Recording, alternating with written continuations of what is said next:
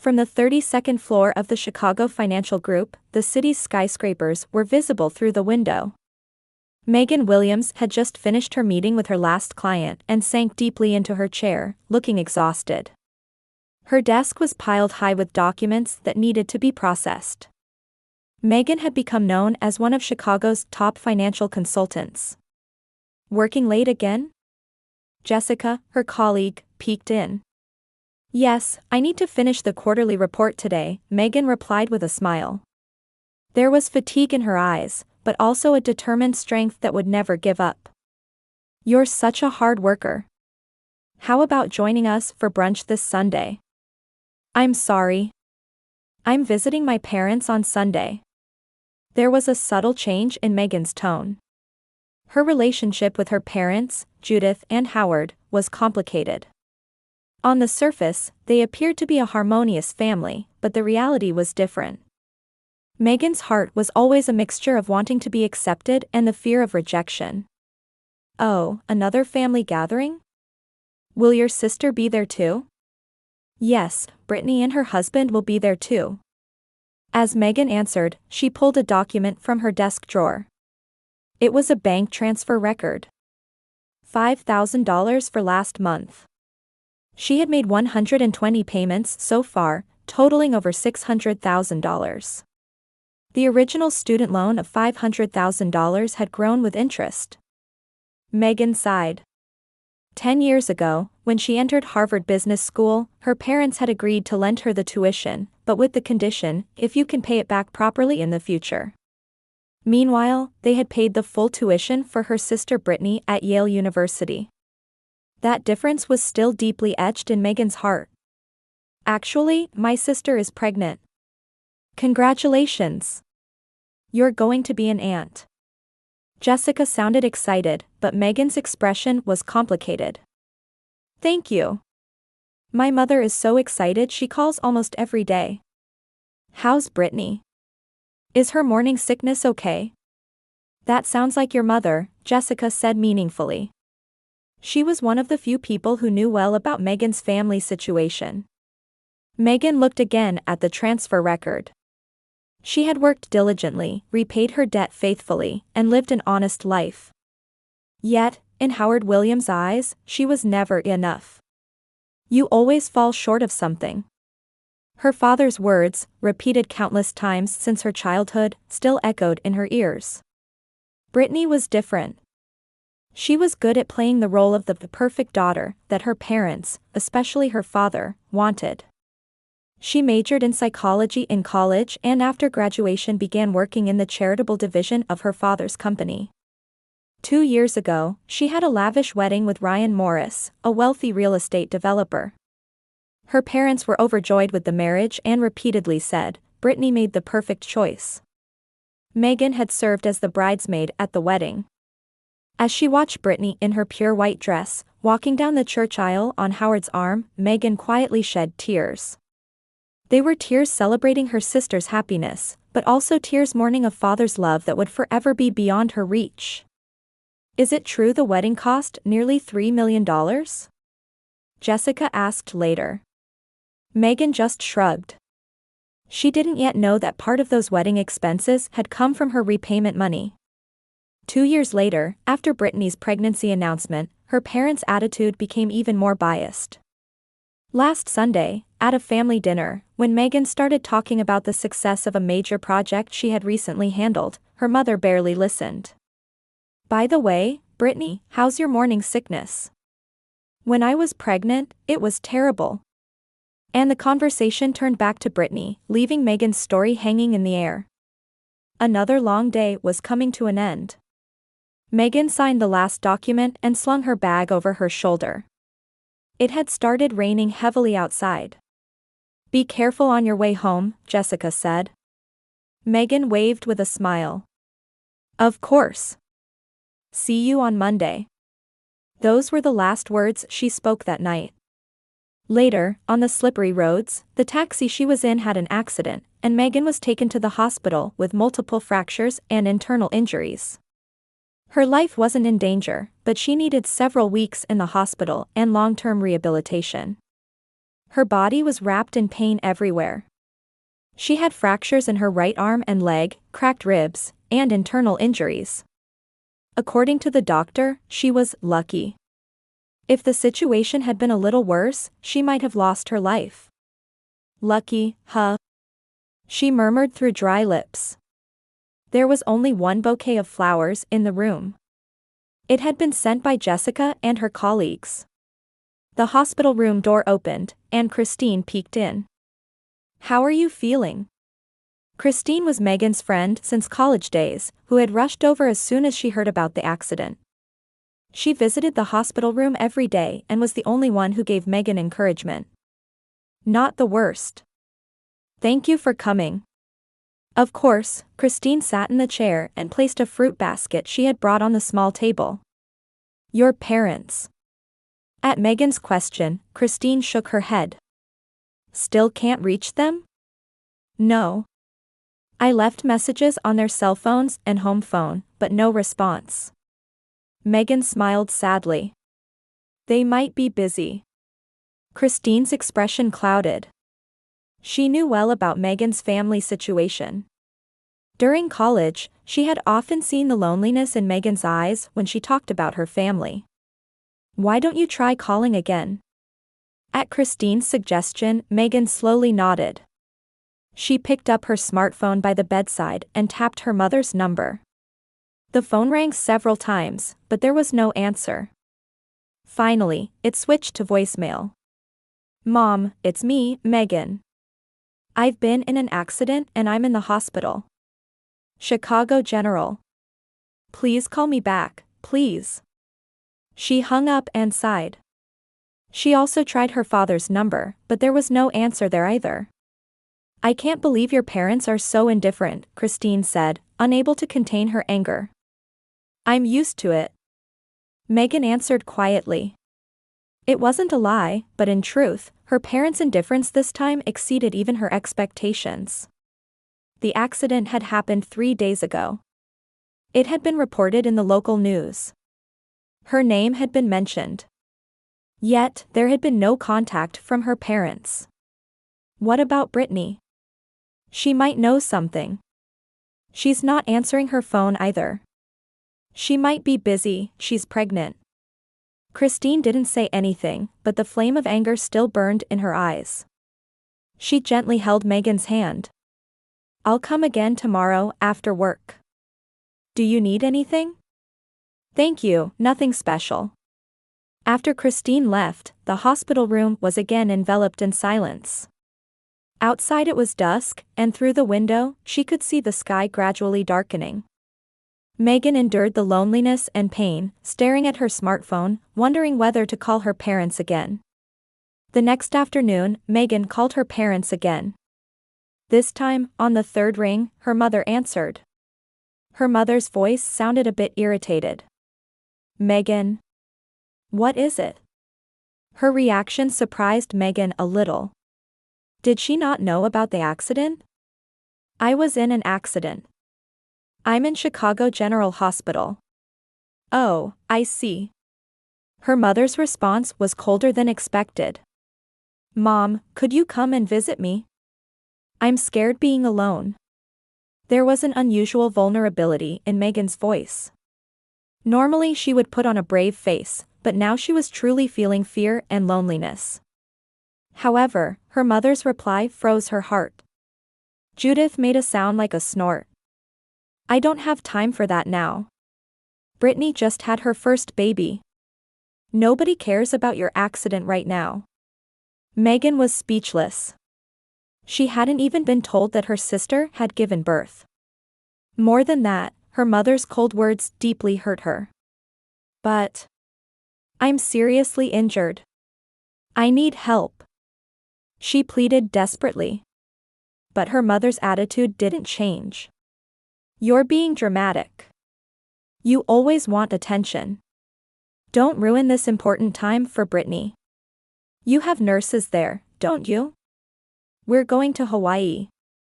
It's Brittany's baby shower. It's been planned for a while. You should have received an invitation too."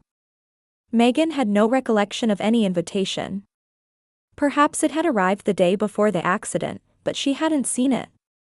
"Mom, please." But the call was cut off. Megan stared at the ceiling in a daze for a while.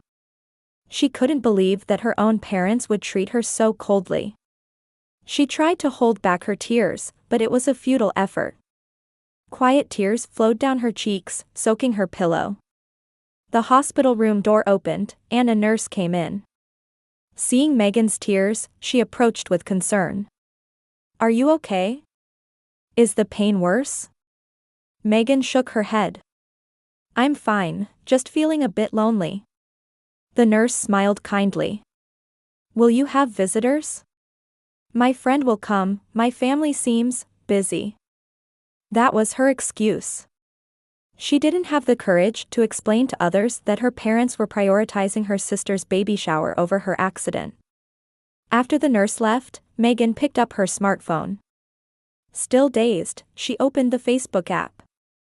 What she saw displayed were numerous photos of her parents and Brittany's family in Hawaii. Blue ocean, white sand, luxury resort. Brittany was holding her small belly, smiling with her husband Ryan.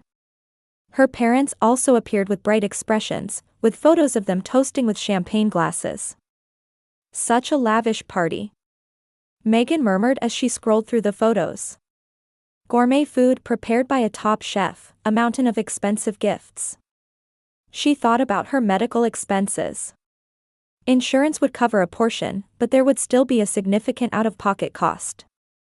And she would need rehabilitation costs in the future as well. Yet, her parents were wasting money like this in Hawaii. As she continued looking at the photos, a comment caught her eye. It was written under a photo posted by her mother. "The best gift for Brittany." Including a special contribution from Megan. Megan caught her breath. The meaning of those words was clear. Her parents were using her monthly repayments to cover part of this party. Her debt repayment was being used for her sister's baby shower. Unbelievable. Anger and a sense of betrayal exploded within her. She had diligently repaid the loan every month for 10 years. Sometimes even cutting back on her own life to do so. Yet her parents were using that money, without her consent, for her sister. Megan called her lawyer friend Alex. He was Megan's college boyfriend and was still a trusted friend. "I'm sorry. Do you have time now?" "What's wrong?" "It's been a while." She told him everything about the accident and her parents' behavior. Alex raised his voice in surprise and anger. "I'll come right over. I'll be at the hospital in 30 minutes. As promised, Alex came to the hospital promptly. He sat at Megan's bedside with a serious expression. "First, can you show me the loan contract with your parents?" Megan showed him a scan of the contract from her smartphone's cloud storage. Alex read it carefully and pondered. According to this, the repayment is voluntary, and no strict deadline is set. Legally, temporarily stopping the repayment shouldn't be a problem. He continued, "And there's one more thing to consider. The family property that you're expected to inherit from your grandparents." Megan's grandparents owned a vast tract of land and a house in the Chicago suburbs. Currently, the elderly grandparents lived there, but in the future, it was to be distributed to Megan and Brittany through their parents. There was a special clause in your grandparents' will. A condition that the grandchildren's happiness must be protected. Your parents' recent actions clearly violate that condition. Legally, there's a good possibility that you could claim those rights for yourself alone. At Alex's words, a look of determination appeared in Megan's eyes. "Enough is enough.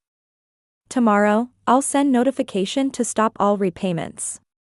And I'll also claim the grandparents' estate as my right alone." Her voice was trembling, but it was from anger, not hesitation. She had tried for years to earn her parents' love. But now, it was time to accept that those efforts had been in vain. Alex held her hand. "I'll support you with everything I've got. You are not alone." Megan smiled. Despite the fort in her arm and pain throughout her body, she felt a sense of liberation that she hadn't felt in a long time.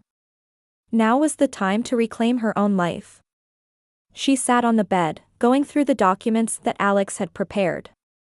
They included formal notification of the cessation of loan repayments to her parents and documents to initiate legal proceedings regarding the management of her grandparents' estate.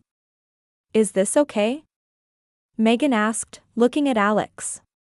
He nodded with a serious expression. "Yes, there's no legal problem with any of this. Once the notice is delivered, they won't be able to complain, at least legally." Alex gently held Megan's hand. "No regrets?" Megan took a deep breath and exhaled slowly. There was no hesitation in her eyes. Instead, years of anger and newfound determination burned there. "None whatsoever. For 10 years, I desperately tried to be recognized as their daughter. But it's over now. I'll decide my own life." Alex smiled. "Good, then I'll send these." He put the documents in his briefcase and stood up. "I'll send them by mail and also copies by email to ensure they're delivered." "Thank you, Alex." Megan expressed her gratitude to him. She knew painfully well how strong the presence of a friend could be right now. "Call me immediately if anything happens." "I'll come right away." After Alex left the hospital room, Megan was alone again. She lay on the bed, staring at the ceiling. She reflected on her life so far, her relationship with her parents, her relationship with her sister, and her path going forward. Anger still smoldered in her chest, but at the same time, she felt a strange sense of liberation. The nurse came into the room regularly to check on her condition. Megan's physical pain was gradually easing, but it would still take time to fully recover. "Ms. Williams, will your family be coming?" At the nurse's casual question, Megan gave a faint smile. "No, no one is coming today." That was the truth. She no longer expected visits from her parents or sister. In the evening of that day, there was contact from Alex. He reported that the notice had been sent safely, and the email had been confirmed as delivered. Megan nodded quietly at the news. She had taken the first step. The next morning, after Megan had finished breakfast, the phone in her hospital room began to ring. The display showed "Mom." Megan stared at the phone but didn't answer. When the call ended, it immediately began to ring again. This time it was from Dad. She ignored this one too. Within an hour, her smartphone had recorded more than 20 missed calls. Voicemails from her parents also accumulated, but Megan didn't try to listen to them. She could imagine what her parents wanted to say. Just after noon, the hospital room door suddenly opened. There stood Judith and Howard in a state of panic. Megan's mother's face was contorted with anger, and her father's forehead was beaded with sweat. "Megan Elizabeth Williams." Judith burst into the room. Her voice was trembling with anger. "What have you done?" Megan remained calm, sitting on the bed. She had anticipated her parents would come. Still, she was a bit surprised at their intense anger. "What do you mean?" She deliberately feigned indifference. "Your repayment money was supposed to go towards the down payment for Brittany's new house." At her mother's words, Megan frowned. Did they not even understand the reason for her anger? "And that's my problem? We've supported you for years, and this is how you repay us. Ungrateful." This time her father stepped forward and shouted. His face was red with anger. Megan took a deep breath and maintained her calm. For years, she had trembled at her father's anger. But now it was different. She was standing up to protect her rights. "Supported me?" Megan's voice was quiet, but the anger it contained was evident. "While I was lying in the hospital after an accident, you were partying in Hawaii?" Her parents seemed momentarily at a loss for words. But soon, they began listing excuses. "That was planned in advance," her mother said. "And I didn't think your accident was that serious." It's Brittany's first child, her father continued. It was a special occasion. Someday you'll understand. Megan picked up her smartphone and opened the Facebook photos. I also know that you were using my repayment money for Brittany's baby shower. She showed her parents the photo with her mother's comment. What does this mean? Her parents' faces changed. They seemed at a loss for words. Megan continued. You were using my money without my permission. Just for Brittany. A heavy silence flowed through the room. Her father sat down in a chair and held his head. Actually, we were in a bit of financial trouble, he confessed in a small voice. A bit? Megan laughed coldly. How much? Quite a lot. Her mother reluctantly admitted. Without your repayment money, we might have gone bankrupt. Megan was surprised. Her parents had always seemed to live a wealthy life, but was that just an appearance? Specifically? The cost of Brittany's wedding. Her father began, choosing his words carefully. Then helping her and her husband buy a new house, and recently the baby shower, everything was covered by your repayment money and new loans we took out. New loans? Using your grandparents' property as collateral. Megan was stunned. They had even put her grandparents' property at risk. Do the grandparents know? No. Her father raised his face to look at Megan. That's why I want you to stop the estate issue. I want to save it for Brittany's child's future. With those words, the last hope in Megan vanished. They really didn't think about her at all. Brittany and her child's future were more important than hers. For 10 years, I have diligently repaid the loan, Megan said quietly but firmly. You used the money I repaid, cutting back on my own life, for Brittany. And when I was suffering from an accident, instead of visiting me, you were enjoying a party in Hawaii. She exhaled deeply. It's over. The legal proceedings will continue. Please leave. Megan, please. Her mother pleaded. We're family.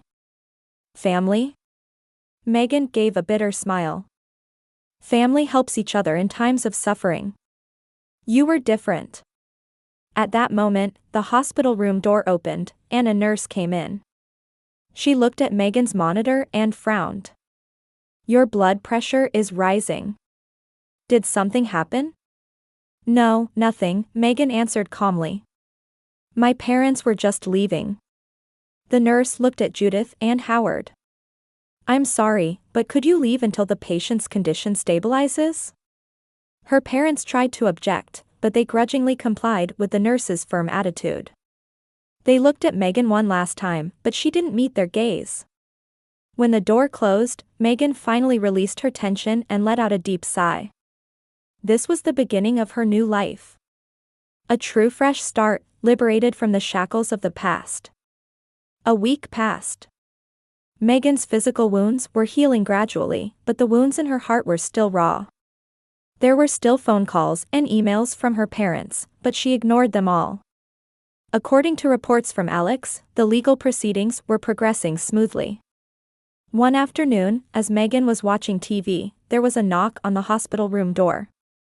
Come in. When she answered, the door opened, and her sister Brittany appeared. Her eyes were red and swollen as if she had been crying. Holding her small belly, she timidly entered the room. Megan looked at her sister with mixed emotions. Anger, love, and sadness were all mixed together. I heard from our parents, Brittany said tearfully. I didn't know your repayment money was being used for us.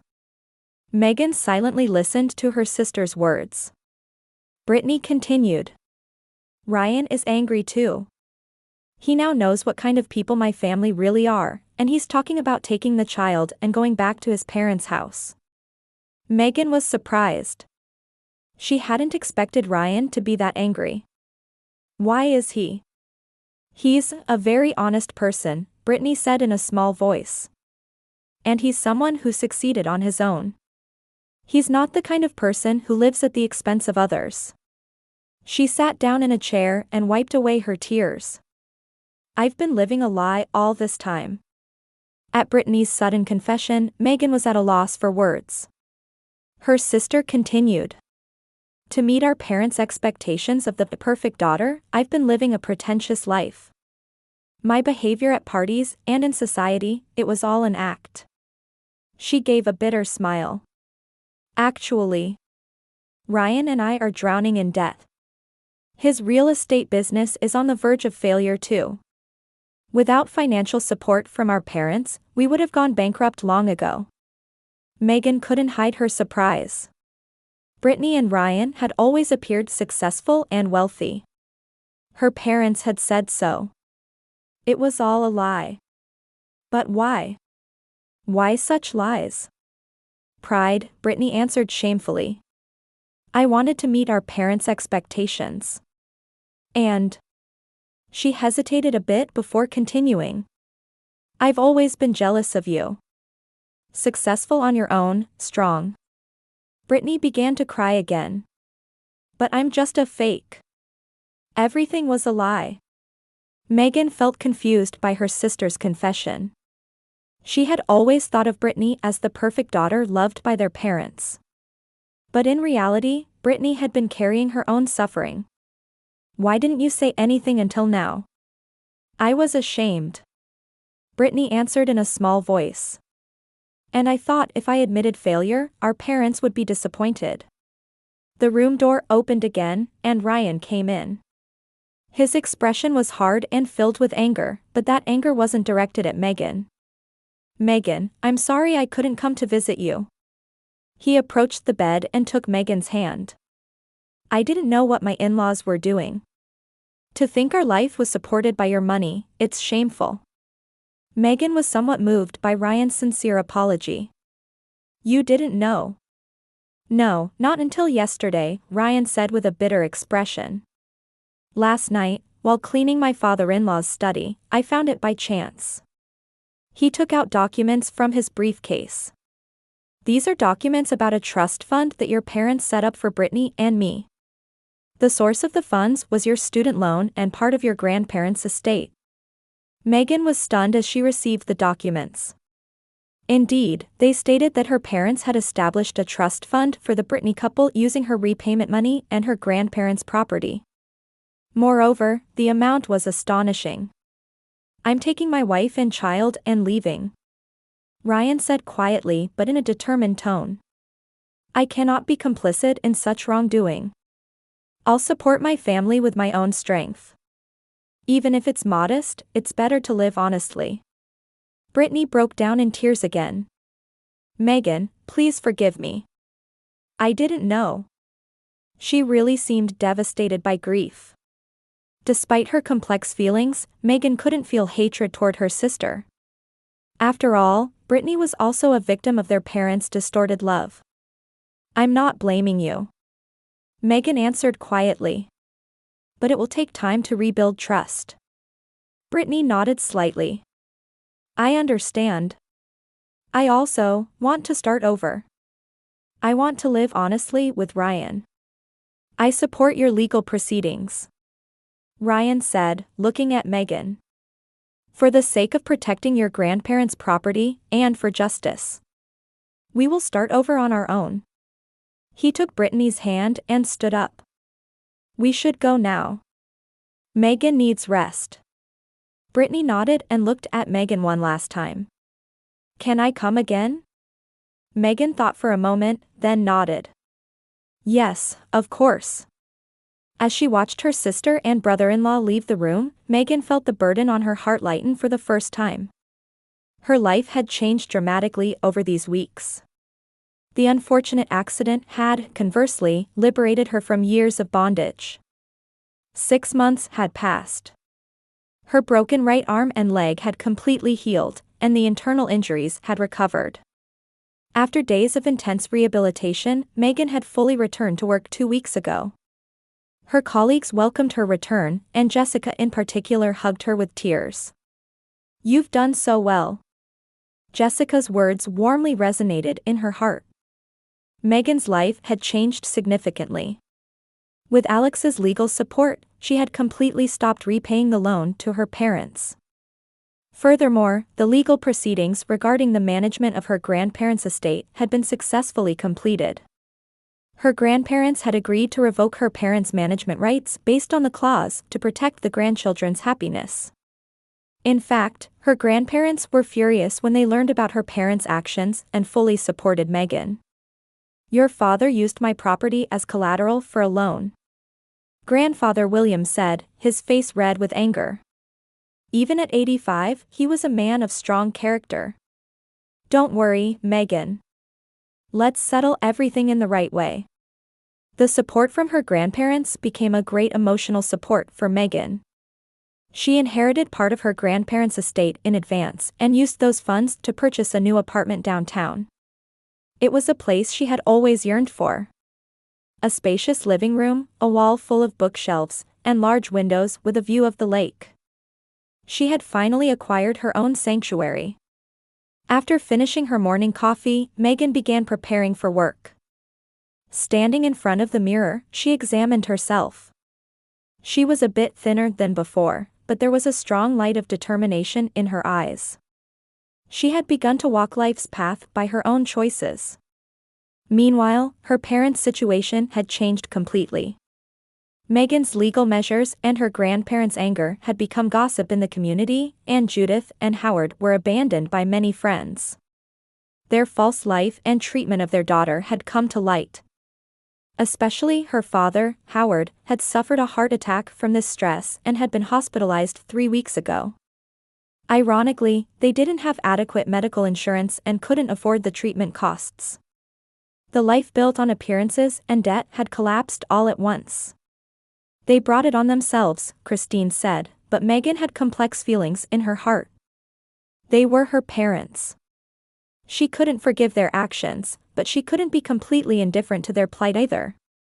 In the end, she decided to anonymously pay for part of her father's medical expenses. It wasn't forgiveness, merely a humanitarian act. "Meghan, do you really want to do that?" Alex seemed surprised by her decision. "They hurt you terribly." "I know," Meghan answered quietly. "But I don't want to become like them." Brittany and Ryan had also begun walking a new life path. They had sold their luxurious condominium and moved to a small apartment in the suburbs. Ryan had closed his real estate company and found a job at a construction company. The salary was less than half of what he used to earn, but he spoke of the satisfaction of working honestly. After giving birth, Brittany had started taking online courses. She was aiming to qualify as a teacher. "I've always wanted to work with children," she confessed to Meghan. But our parents objected, saying the salary was too low. Meghan quietly supported her sister's new decision. Their relationship was gradually being repaired. It would take time to fully regain trust, but at least now they could talk honestly. Brittany's son, little Daniel, was 3 months old. When Meghan met her nephew for the first time, she couldn't help but tear up. His innocent smile seemed like a symbol of the family's new hope. "Would you like to hold him?" When Brittany asked, Meghan timidly cradled the baby in her arms. Daniel stared at her and suddenly smiled. At that moment, Meghan felt like the ice in her heart melted a little. "He's a really lovely baby," Meghan said gently. As the holidays approached, Meghan was thinking. For years, family holidays had been times of tension and dissatisfaction. Christmas in particular was a day when her parents would excessively spoil Brittany and treat Meghan like a bystander.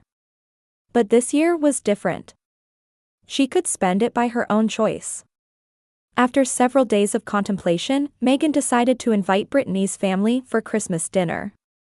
She decided to have a new form of family gathering at her new apartment. On Christmas evening, Brittany, Ryan, and little Daniel knocked on the door of her apartment, which was wrapped in warm light. Meghan welcomed them and entertained them with a homemade dinner. On the table were roast turkey, mashed potatoes, and apple pie, and a small Christmas tree was decorated by the fireplace. "Lovely apartment," Brittany said, looking around the room. "It's so you, Meghan." The conversation flowed naturally, and the tension of the past gradually melted away. Ryan talked about his new job, and Brittany reported on her study progress. They both seemed more relaxed than before. Although financially they had become more constrained, they seemed to have become mentally richer. At dessert time, Brittany quietly looked around the table. "What about our parents? Are you seeing them?" Megan took her wine glass and answered thoughtfully.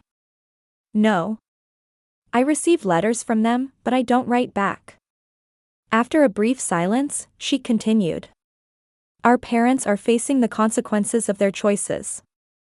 But we can choose a different path." Ryan nodded and picked up little Daniel. "For the sake of the children, we must make the right choices." Megan smiled at her nephew's smile. She too had made the right choice. For herself. She had heard that her parents had moved to a small town to escape from debt collectors and were living modestly on just her father's pension. They had lost their glamorous position in society and been abandoned by their friends. Their ostentatious life in Chicago was over, and they were forced to face reality. They were receiving the consequences of their actions. In Megan's desk drawer, several letters from her parents were stored. The first ones were full of anger and blame, but recent ones had words of apology. Especially those from her mother were imbued with regret. "I'm sorry for hurting you. I hope someday will come when you can forgive me." Megan read the letter and thought deeply. However, she wasn't yet ready to write back. The wounds were deep and needed more time to heal. After the Christmas dinner, as she saw Brittany's family off, Megan silently vowed in her heart. Not to be bound by the past, but to walk the path she had chosen. And perhaps with time, she might learn to forgive. But that time was not yet. Now was the time to focus on healing herself and building a new life. Returning to her apartment and looking at the night view from the window, Megan felt satisfaction and peace. The accident had greatly changed her life, but as a result, she had become a stronger, more independent woman. And above all, she had learned to live her own life.